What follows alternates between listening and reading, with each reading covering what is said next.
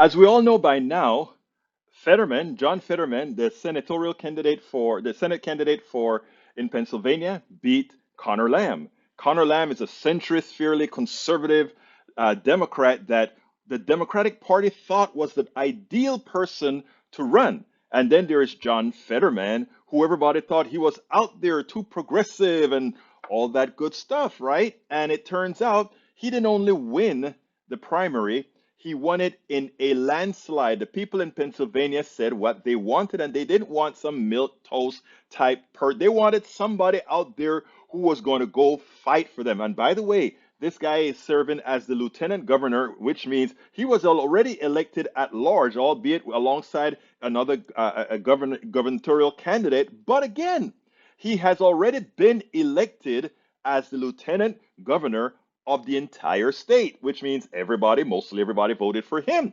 Now check this out. These reporters and hosts on this network seem to have a level of hubris, pretty much saying they almost sound like Chuck Todd that says Washington is not going to want Fetterman, as if who cares what Washington want? It's what the people want. Check this out, and then we'll go ahead and we'll take it on the other side.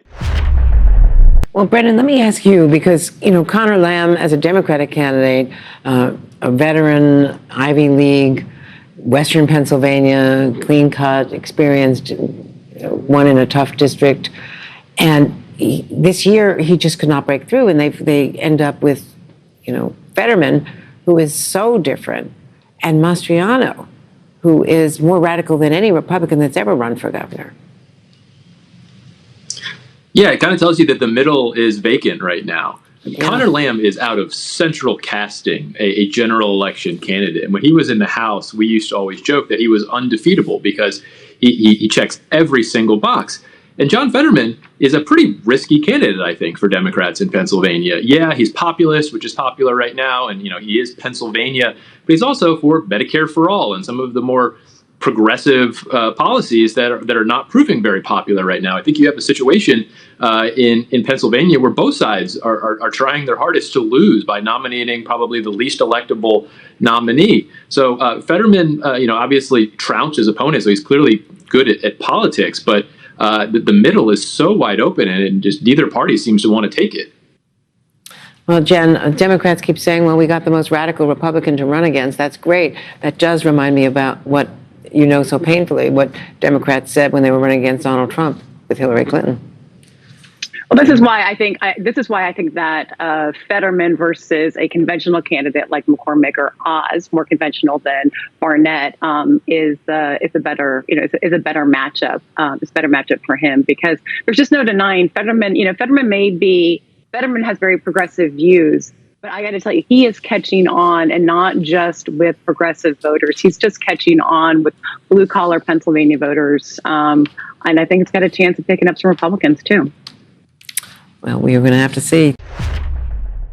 I want you guys to understand that clown, that guy that just spoke before, because I want to change his words a bit to give more elucidation to it. Okay, let's be clear here. First of all, they are so concerned about the middle. You hear me talk about the mythical center all of the times because there ain't no real center. Everybody has opinions, everybody has ideologies, and everybody wants what's good for their family. So therefore, if they want what's good for their family, most people do have what kind of ideology? Progressive ideology. Whether people would call it progressive, whether they call themselves progressives or not. The reality is, given that most people want to have good things for their families and they want policies that support families, it means that they are progressive. They may not want abortion, but that is one particular area. That's one specific area. But all that progressives stand for is what they want. Listen to what this clown said. This guy says, I don't know, Fetterman is risky because he's supporting policies like Medicare for all and other progressive policies that aren't all that popular right now. He just lied to his audience. If you present all the progressive policies individually to the American people, you know what they say? Yes. The only time it gets a little bit lower than a supermajority is when you try to tell them there's going to be some big cost to the average American, which there won't be, right? Because ultimately speaking, they'll do much better. The big cost is run from those people who cannot pilfer the American people anymore. So he's saying, oh, he's for Medicare for all. In other words, here's what this clown is saying. He's saying Americans don't want health care that they can afford. Americans don't want health care that they can access.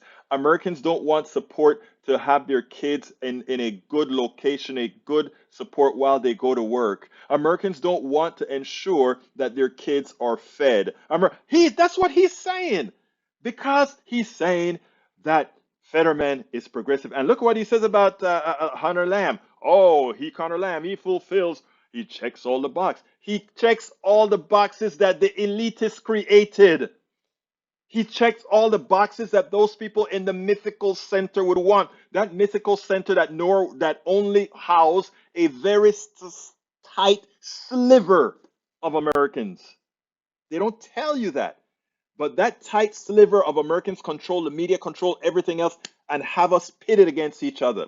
That's what we are going to solve. We're going to make sure and remember and remind all folks that we are one, brothers and sisters. Okay? We're one. Somos uno. Y no deja que ellos cambien nada. Don't allow them to change it. Don't allow them to change it. We have to remember, it's not about what Washington wants. It's about what we the people want. We spend a lot of time deconstructing the news, trying to parse it into a form that everybody can understand. We try to find those little nitpicks where it flies above the fray, etc.